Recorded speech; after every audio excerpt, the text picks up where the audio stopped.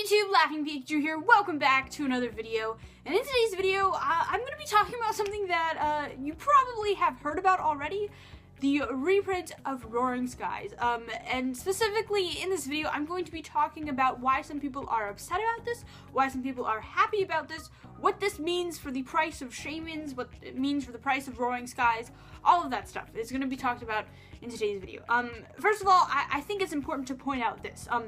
Whenever Pokemon makes decisions like this and says, you know, we're going to reprint this or reprint that, it is impossible for them to please everyone.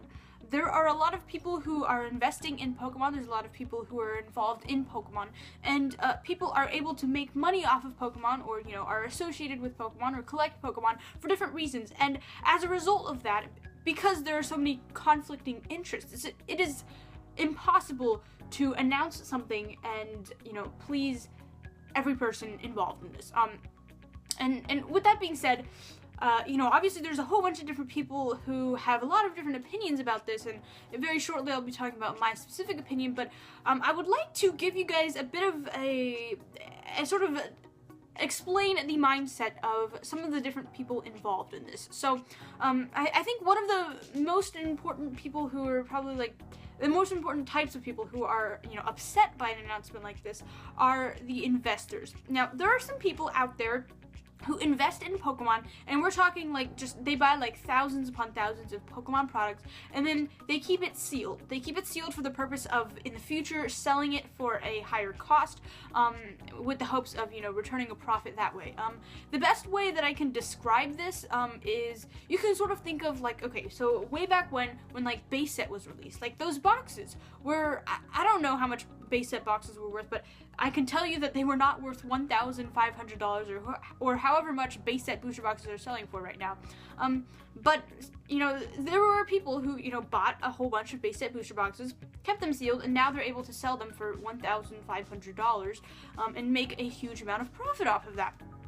And so people have seen, you know, they can make money through this, and so recently a lot of people have been investing in some of the newer sets, just buying out like thousands upon thousands of boxes, keeping them sealed in a warehouse with the hopes of selling them later. I don't really want to like name names here, but, you know, there's people on YouTube who do that, which is, you know, really cool. I think it's interesting how they are able to make videos talking about that stuff, and I enjoy watching it all the time. And then there's also, you know, people who have like card stores. I'm sure you watch a lot of them right now on YouTube, but people who have card stores, and they keep them sealed as well with the hopes of, again, selling them in the future and making a profit, whether it be on Amazon or their card store or whatever. And so when Pokemon announced this release, I'm sure it upset a lot of them, because, you know, now that there's a whole bunch of more, you know, Roaring Skies in the market, the value of their Roaring Skies went down. And very briefly, I want to talk about my opinions on people who invest in Pokemon. Now, I understand why people do it. I mean, there is a very high chance of making a lot of money from doing something like this. And you know, props to them if they're able to do that. But I would like to point out that whenever they do this and they buy like thousands upon thousands of Pokemon stuff, and they set it aside and keep it sealed and whatever, it influences the amount of Pokemon in the market. And recently, a lot of like websites and even like Target and Walmart and stuff like that, they have really been struggling to keep their Pokemon cards in stock. Now, obviously there's a whole bunch of different factors that can contribute to this. Pokemon has been extremely popular recently, and so the demand for Pokemon has been really high. Pokemon has been printing more cards than ever before. Like, it has reached its height. It's, you know, producing massive amounts of cards, and it's still not enough. And one of the reasons for that, apart from, you know, it being so popular, is because there are a lot of people out there who are looking to invest in Pokemon. And so as they set aside, you know, thousands upon thousands of boxes, it significantly reduces the amount of Pokemon that are available to the market for people like you and me. And that affects the price of the cards. Since there are a lot less cards available than the amount that's demanded, it increases the price significantly. And so, you know, again, I'm not giving hate to people who invest in Pokemon, but, you know, that's definitely something to think about. Their decisions are affecting us and our ability to get cards. Okay, so now let's talk about the people who are playing competitively. Now, for the most part, I believe that the people who are playing competitively liked that Roaring Skies was announced as a reprint set and that they're going to be getting more Roaring Skies. Because, you know, recently, again, Pokemon has been seeing its height, like maximum popularity recently. It's just been booming, and as a result, a lot of new people are getting into the competitive aspect of the Pokemon game. And at the moment, or at least before the reprint was announced, shaymins were selling for what, like $40 to $70. It was extremely expensive, and for a card that was only released a couple of years ago, that is actually a lot of money. Almost too much money, and I think Pokemon saw this, and I think that Pokemon realized that this was an issue, and so this was their way of combating that, and this was their solution to the problem. Now, obviously, again, the solution is not something that's going to influence everyone and please everyone, but for the most part, I believe that this was a good decision on their part. Obviously, this is also going to keep small websites happy as well, because every time a new set is released, or every time a new, reprint is announced, they're able to make money because, they get the booster boxes at a cheap price from the distributor, and then they're able to sell it to people like us, and so every time they do that, they're able to make a profit off of that. So, I think that the small websites who are not looking to invest long-term, but rather to quickly flip cards, they liked this. Are also the individual players who play competitively like this, but the investors probably did not like this a lot, and I think the collectors, some people were collecting, shaymins and valuable cards, again, with the hopes of potentially selling them later, or, increasing the value of their collections. Those people probably did not like this either, because now a $40 card is now worth significantly less.